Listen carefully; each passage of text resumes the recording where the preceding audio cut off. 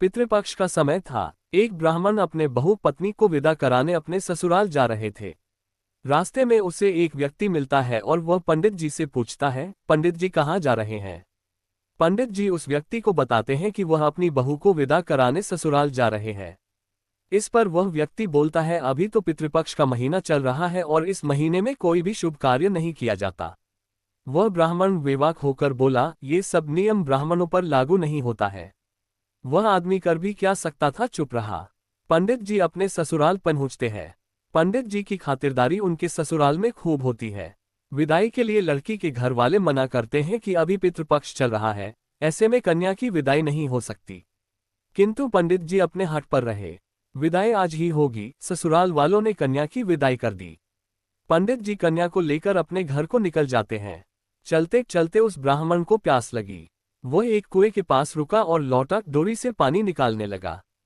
एक व्यक्ति पुनः ब्राह्मण के पास आता है और पानी पिलाने के लिए आग्रह करता है।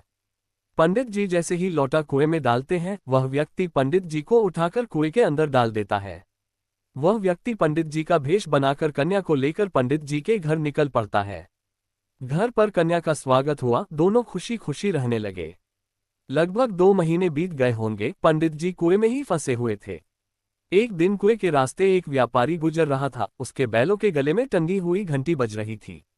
घंटी की आवाज सुनकर कुएं से पंडित जी ने आवाज लगाई कि मेरी सहायता की जाए। व्यापारी घबरा गया, यह आवाज कुएं में से आ रही है, कोई भूत आवाज तो नहीं दे रहा है। इसके बाद क्या हुआ? डरते डरते व्यापारी कुएं के पास गया। उसने बताया कि वह पंडित है, किसी ने धोखे से मुझे कुएं में डाल दिया है। व्यापारी की सहायता से पंडित जी बाहर निकलते हैं और वह अपने गांव के लिए रवाना होते हैं। पंडित जी अपने घर पहुंचते हैं तो वहां अपने ही भेष में एक व्यक्ति को पाते हैं जो उनके पिताजी के साथ कार्य कर रहा था। सभी गांव के लोग उस बहरूपिये को ही पंडित जी समझने लगे थे। इस पर पंडित जी ने अपना परिचय बताया कि मैं आपका बेटा हूं। मगर पंडित जी के पिताजी कैसे मानते। 2 महीने से वह बहरूपिया उनके बेटे के रूप में उनके साथ रह रहा था और सभी लोग पंडित जी ही समझ रहे थे। अब क्या था, दोनों पंडित जी में झगड़ा होना शुरू हुआ कि मैं असली हूं तुम नकली, दूसरा कहे मैं असली हूं तुम नकली। इसका झगड़ा बढ़ता गया और राजा के समक्ष न्याय के लिए पहुंच गए। राजा ने कहा, ठीक है मैं न्याय करूंगा, इसके लिए एक ऊंचा चबूतरा बनाया जाए और राज्य के सभी लोगों को आमंत्रण किया जाए।